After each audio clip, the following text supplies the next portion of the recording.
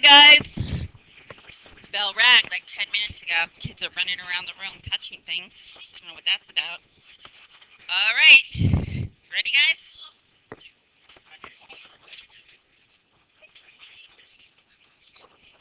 Okay, so I'm going to go around and see what your reaction was to the area volume problems. I want to go check that homework. Now, in the meanwhile, what I want you to do is try to do these three multiple choice problems without a calculator.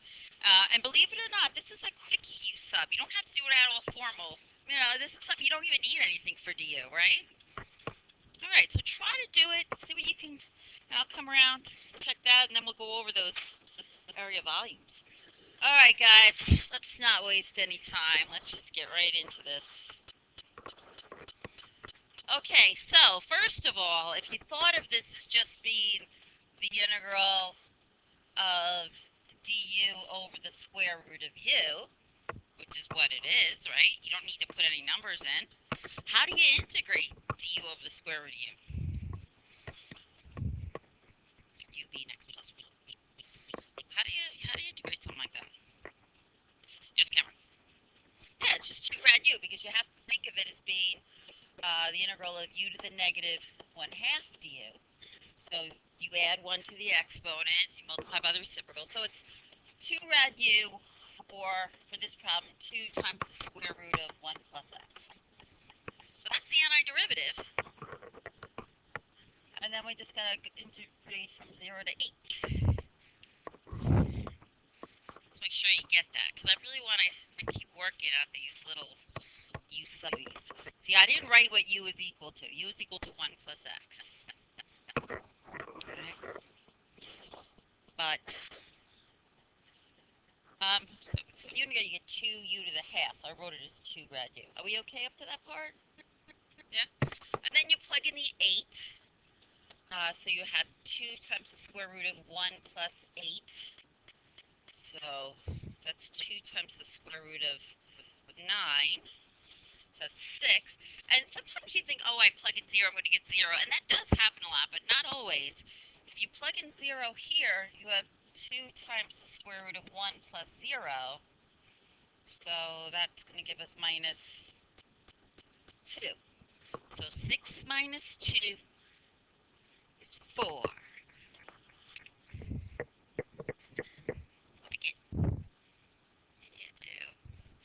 Where's the coming in?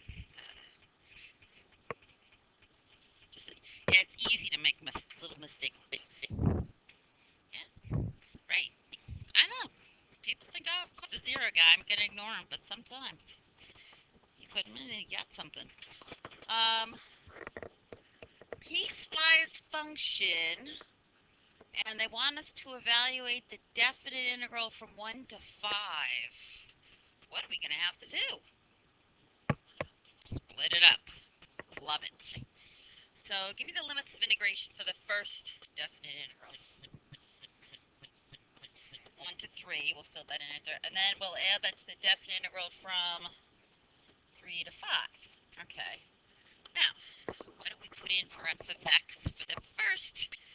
For x is between 1 and 3. 2. And then what do we put in for f of x for the other one? For x is between 3 and 5. X minus 1. Okay, so this is what we're going to have to do. We'll have to do these two both separately.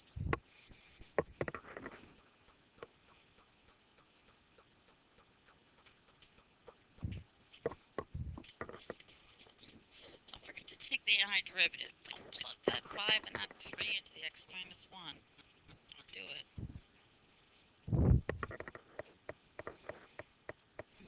I don't know if I remember the answer for this. Guess we got to do it. Well, the antiderivative of 2, that's easy enough, right? 2x, right, from 1 to 3. And we plug in the 3 and the 1 and subtract. So if you plug in the 3 and then the 1, so you actually might as well do it. When you plug in the 3, what do you get? When you plug in the 1, what do you get? Okay. So the first definite integral, we get 6 minus 2, otherwise known as 4.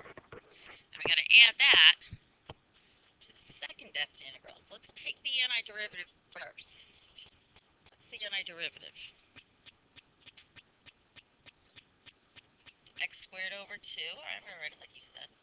X squared over 2 minus x. And that one we're going to evaluate from 3 to 5. Yeah, I need more room. Where am I going to go? I'll just stay here. So we're going to plug in the 5 and then the 3, and we're going to subtract. Bless you, if we plug in the 5, we have 25 halves minus 5. I'm just going to leave that like that. We plug in the 3, 9 halves minus 3. Subtract the halves. That's a good idea. I like it. So let's see. If you have 25 halves and you subtract 9 halves, how many halves do you have? 16 halves. So out front we've got this 4. We just had the 25 halves minus 9 halves. We said that's 16 halves or 8. Now we just got to add the negative 5 minus the negative 3. Negative 2. And all together, what do we get? 10. That's right. You did it? Nice. I'm going to have to erase all this, so I'll give you a second to get this. This is a big mess. Do you need to see it anymore? No, they don't care. They don't want to look at it. Okay, I brought this one back because I remember on one of these practice APs, they wanted you to do use substitution, not to get the answer, but they wanted you to convert everything over. And I remember people saying, well, what about the limits of integration? I don't know if it was in this class or not. So we're not actually going to get the value. We're just going to convert everything over to use, deuse, but also the limits of integration. So they already gave us what to make u. What is du if u is the square root of x? 1 over 2 radical x. That's a good one to know. Alright, because when you take the derivative of x to the half, you get 1/2 x to the negative 1/2, which is 1 over 2 rad x. So if you want to make sure you have all your factors of du in place, let me just write this bigger here. So we have the integral from 1 to 4, e to the rad x over rad x dx. So we're going to change everything over, including the limits of integration from x's to u's. So first let's make sure we have du. Are we missing anything? Missing a half. Right, because we need a 2 down here. So really inside we just put in the 1/2. So what are we going to put on the outside? 2. Okay. So now I can rewrite this. When I want to rewrite this in terms of u, I have 2 times the integral. We'll forget about the limits of integration for a second. But what about this e to the rad x? How can I rewrite that? E to the u. And now I've got this. I know it looks like just divided by 2 rad x, but it's times 1 over 2 rad x. Right? So what can we replace the 1 over 2 rad x dx with?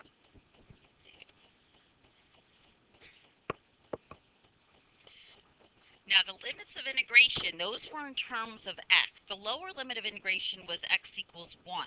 What is u when x equals 1? Because u equals the square root of x. So the square root of 1 would be 1.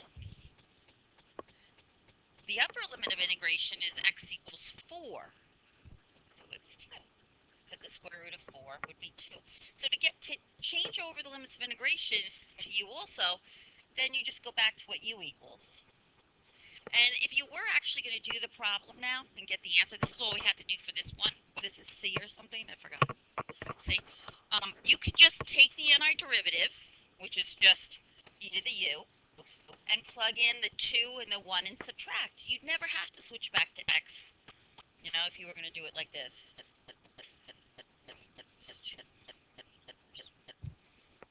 You just get the answer with those. That's one of the advantages to converting the limits of integration over. Okay, let's talk about that homework. Oh man, okay. First problem, 2012, we had a calculator.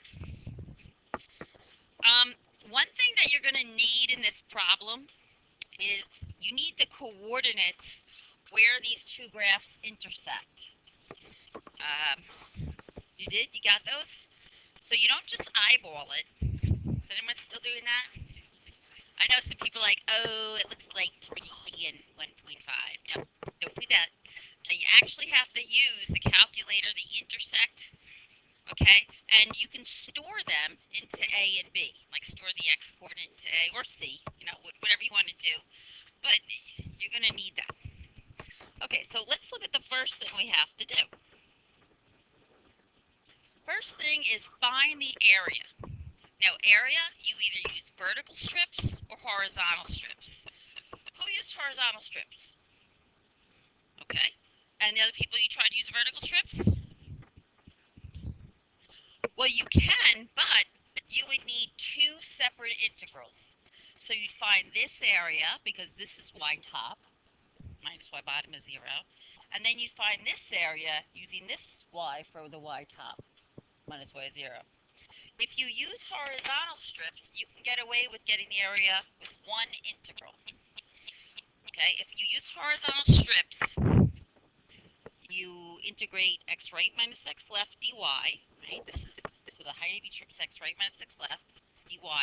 So you're going to go from smallest y to greatest y. So that's why you have to know the y coordinate of this point. If you write them down once on your paper, then you don't have to worry about it again. You can call them anything you want, but you need the coordinates of that point. So I want to go from the smallest y to the greatest y if I'm using horizontal strips. Then as far as what is x right equal, well, that's x on the line. You just solve for x. Like you had y equals 5 minus x. So when you bring the x over here and subtract the y, that gives you x equals 5 minus y. So x right is x on the line. It's 5 minus y.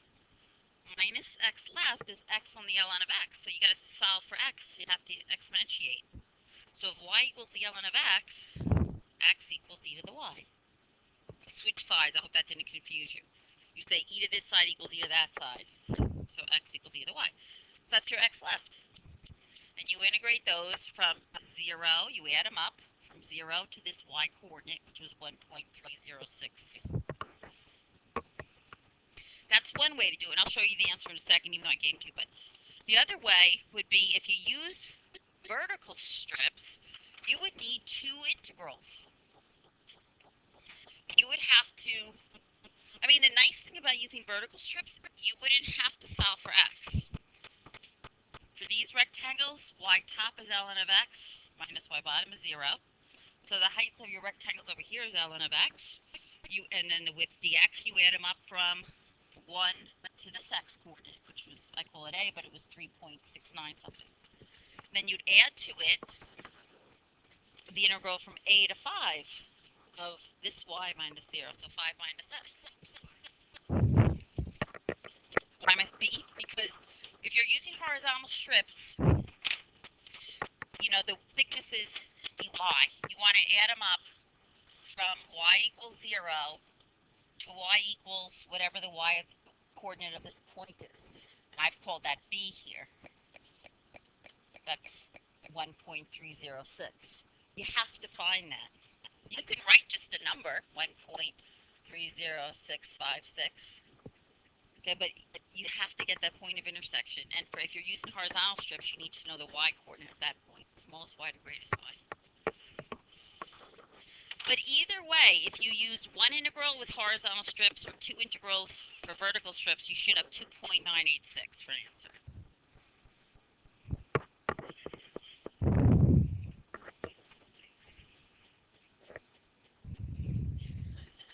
What? I missed it. Oh.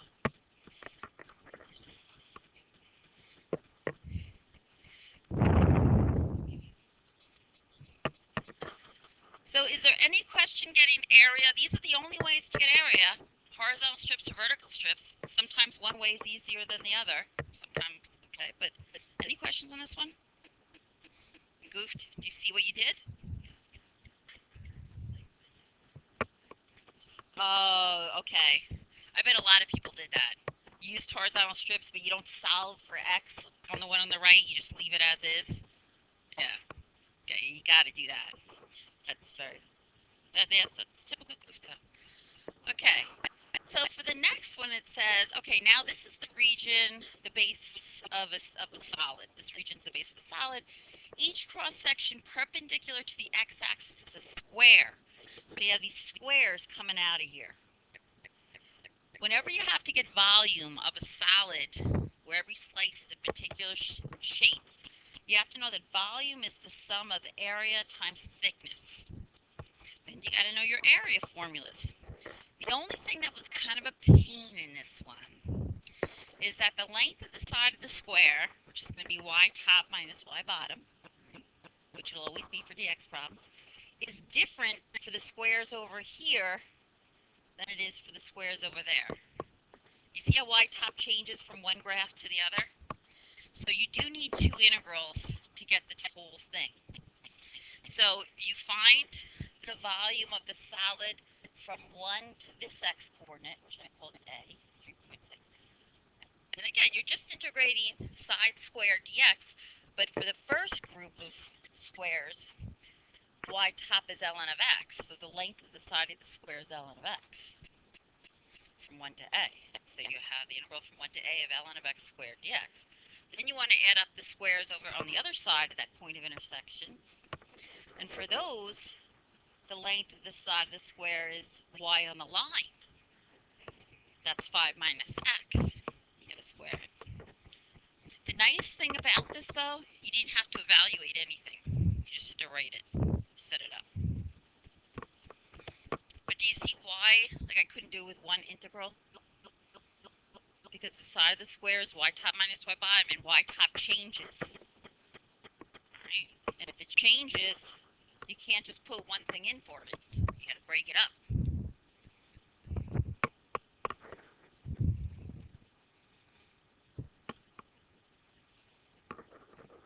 Okay. So we've had the area, we've had the volume known cross section. Part C, this is what I heard a lot of people complaining about a little bit. They say, okay, so now you have this horizontal line y equals k, and it's breaking this region into two areas that are equal. Set up an integral to solve for k. Well, one way to do it is, remember in part A we found the area of that region? Part A, we found the area of the whole region.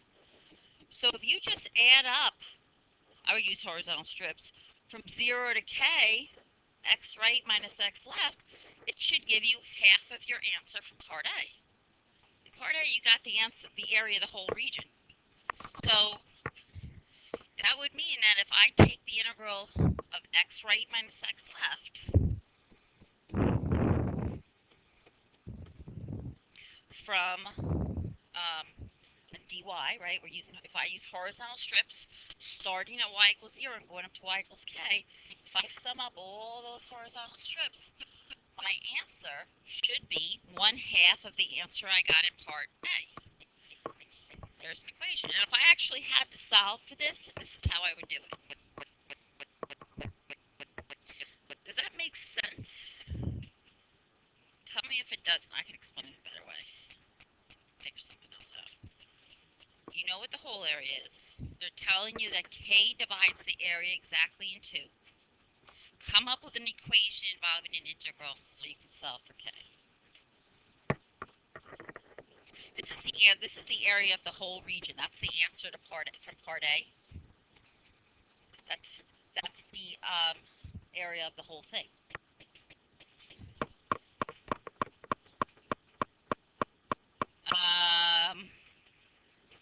Oh, to get the whole thing, I guess. But you have an answer by this time. Like, you know what it is, so. But if you were going to solve for this, this would be an easier way to do it. Now, did anyone do it a different way? Instead of saying that, like, this area is equal to half of the whole thing, what else could you have set this area equal to? Yeah, the other half. So you could have done, from 0 to k, the area of x right minus x left from 0 to k would have to equal the area from k to b, that upper y value, say of, 5 minus y minus e to the y dy. That would work also. The area below that line would have to equal the area above that line. Okay? Either way would be acceptable. But again, we didn't have to solve for anything, which is just lovely.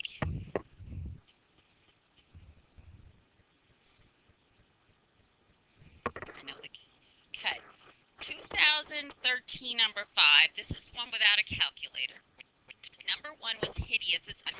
Part A, I'm sorry, was hideous. But that's the only one. The rest actually are not bad. And we started this one in class. Yeah, it was kind of a lot. The thing is, you're just getting area, right? So you're going to use vertical strips. Y top, that's the cosine curve, minus y bottom, the x. So to get the whole area, you would integrate y top, that's the 4 cosine, that's the cosine curve, I'll just say that, minus y bottom, that's the quadratic. And to integrate them, you'd integrate them separately. Now I know nobody has a problem integrating the 2x squared minus 6x plus 4. I know you guys are good with that. But to integrate this first term here, remember we said to integrate a cosine of pi over 4x, what we would need? A pi over 4. And so we have to put a 4 over pi on the outside. So the antiderivative is 16 over pi sine over pi over 4x. So you needed to use sub to integrate this first one. The other one was fine. Then we have to plug in the 2 and the 0 and subtract. Luckily, when you plug in the 0, everybody goes to 0. But when you plug in the 2, you have 8 over pi times the sine of pi over 4 times 2. That's sine of pi over 2. You guys know what the sine of pi over 2 is? Sine of 90 degrees? 1. So you have, what did I say 8 before? I don't know why I said that. 16 over pi times 1. So that's 16 over pi minus, and everywhere you see an x, you got to put in a 2. Now, remember, on the real AP exam, no calculator section, you could just leave it like this. You would have to say what the sine of pi over 2 is.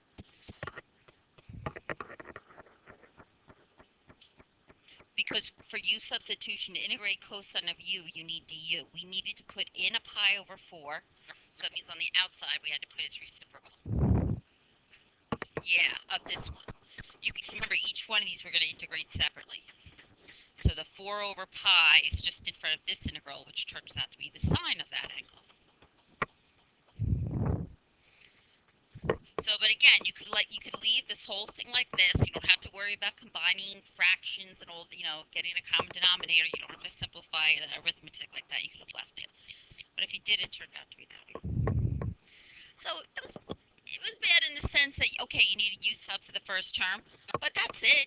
Getting the area, y top minus y bottom dx, setting it up right, that's wonderful. Right? I don't feel like you're thinking wonderful, no? The second part comes out to be nice, because you don't have to solve anything. Right, but do not evaluate an integral that gives the volume when you revolve r, you rotate it about the horizontal line y equals 4. Stop. It's, oh well. Now, whenever you see revolved about a line, your only 2 choices are what? Disk or washer. You look at this one, if you go about the line y equals 4, so it's going to be disk or washer. Washer. The one thing you have to know, other than, you're going about a horizontal line, so is it going to be a dx or a dy? If you're going about any horizontal line, it will always be dx. If it looks like the x-axis, it's dx. Yeah, whatever the axis looks like, it's that axis. So the limits of integration, 0 to 2 again. But here's where people get all confused with these. For big R, you got to find the distance from the axis of rotation, that's y equals 4, to the outer function. you got to do y top minus y bottom for the radius of the whole thing. What's y top? 4. And then y bottom is y on the parabola, whatever it is. So big R is going to be 4 minus f of x, or 4 minus this whole thing squared. And you'd be allowed to leave it like this, because they've written on the paper what f of x is. And then for little r, it's the distance from the axis of rotation to the inside function. So you got to do y top minus y bottom. 4 minus y on that cosine curve. So 4 minus, I don't just write 4 minus g of x squared. Don't forget to square each of the radii. But that's all you had to do for that one. What do you think about that?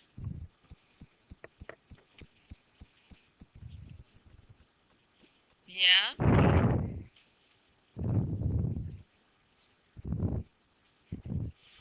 You remember, once you get, if it's a dx problem, if it's a radius or a length or anything, it's going to be a y top minus y bottom to get it.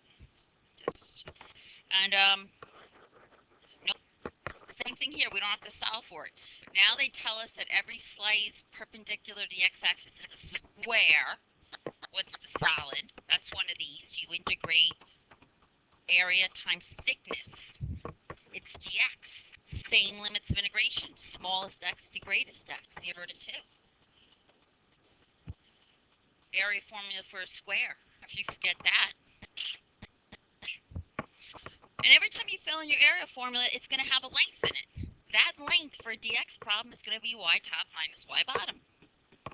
Right? Because that's the length of the side of your square. So it's that cosine graph, that's the g of x, minus y in here, that's the f of x. And just don't forget, it has to be squared. You just fill in that length.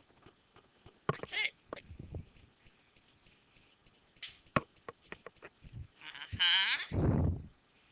Okay, one more. See, it's kind of got easy, the no calculator one, because they just said set up.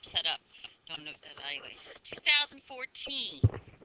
This one, you got the line y equals 4, and then you got this other thing.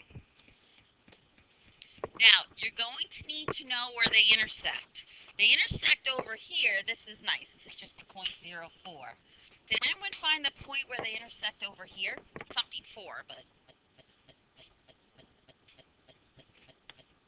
actually turned out to be a pretty nice rational number. So you got to put them in your calculator because you're going to need that. You know you're going to need to know that value for these problems.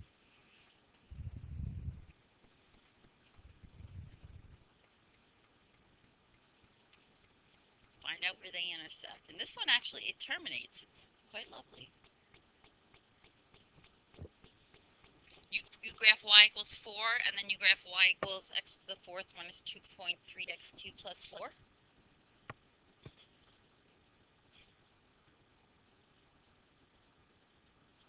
And you got 1 point something? I tried again. I can...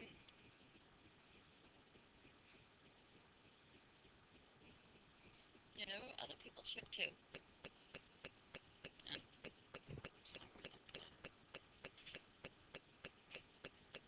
Should be 2.3 exactly. You know when you do the second trace, the calc menu, option 5, first curve, should be in y equals 4, enter. You got 2.3? Because that's really important for this problem. You know, these points of intersection, they're going to be our limits of integration. So we got to make sure we know. Okay, so for the first part, what do they want us to say? They go right into a washer problem. They say, revolve this region about this line down here, y equals -2. Is that going to be a dx or a dy problem, Jess? Y equals, look at this. Just don't get thrown by the y equals. What does it look like? Which axis? Don't keep saying that. Dx. Okay. Okay, no. Here's the thing. If you go about the x-axis, if you revolve a region about the x-axis or any line parallel to the x-axis, it'll be a dx. Yeah. I know, but just think of just this. Just go like this. Oh, x-axis. Okay, dx. If it's got like x equals 7 or x equals -2, if it looks like the y-axis, it's dy. Okay, is this going to be a dx or a dy problem? Yes, dx.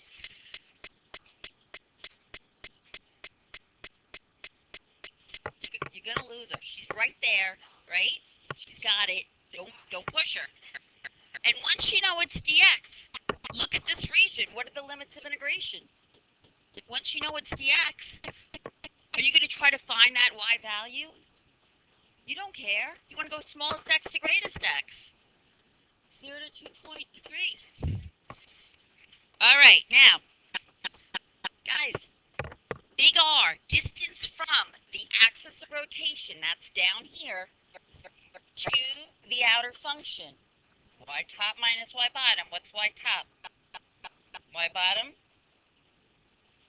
-2. So big R is 6. I forgot to ask you if it was disc or washer, but you know. Sorry. Because you're revolving at about this line, way down here. Then for little r, it's the distance from the axis of rotation to the inside of the function. Y top minus y bottom. Y on this graph minus -2. So really it's a +2.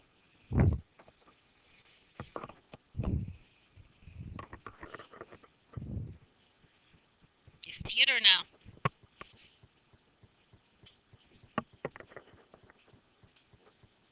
So this one started right out with a washer problem, which is a little weird because they usually start out with an area problem.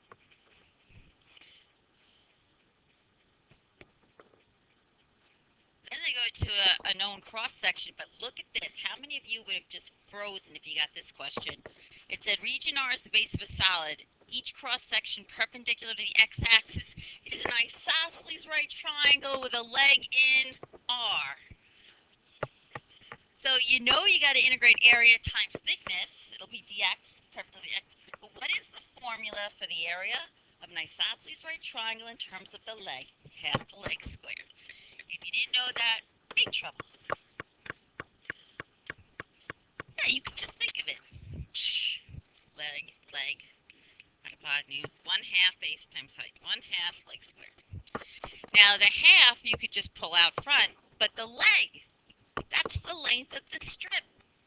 That's a y top minus y bottom for dx problem. So what's y top? 4, and y bottom is just y on this function. Now, you do that, you pop it in your calculator, hello. And keep practicing putting this in your calculator because you want to catch if you're making mistakes. You don't want to wait till the day of.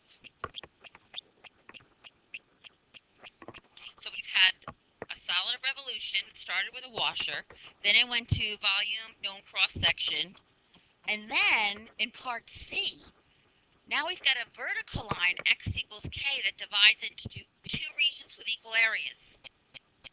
And I got to come up with an equation. All right, so now this is the line x equals k.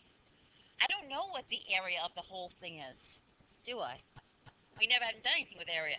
But the idea is we can find the area from 0 to k, and that should equal the area from k to, remember what that was? 2.3. That's all it is. So the area from 0 to k of y top minus y bottom, we're using vertical strips, dx has to equal the area from k to 2.3. Y top is 4, y bottom is x. Just saying the area on this side of that line has to equal the area on the other side of that line. It's not that bad. You don't have to even solve it. Just want to make sure you see it. All right, I'm kind of excited for you guys to take a look. What I gave you tonight is the 2015, last year. You're going to do 1, 2, 3, but let's take a look, guys. Can you identify what question number 1 is? What kind of problem is that? Write in, write out. And it's a calculator. 1 and 2 are the calculators. Number 2, look at this. What kind of problem is that? Area volume. It's a calculator. So your rate and your area volume are your calculator questions. Oops, let's see. Question 3, you'll do this without a calculator. Table problem. And with a little motion in it. What's that?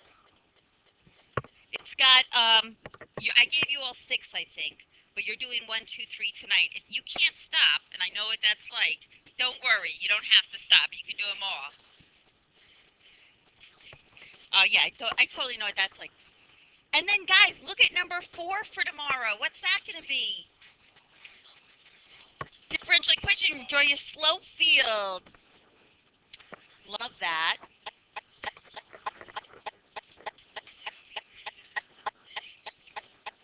Question 5, graph of the derivative. Can't wait till that. Can't stop, won't stop. I like that. And the last one's going to be a weird one. Sometimes they just make up one. They give you a derivative and they ask you to write the equation of the tangent line. No problem, because they give you the point.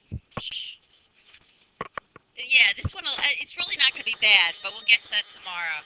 Please do a good job. Don't just do part A's of the problem and say, oh, I tried. It's just a coincidence I can only do the very beginning. You already did them? That's awesome. Yeah, whatever. I just gotta check this. I just gotta check this right here. Yep. Okay, good. Thank you.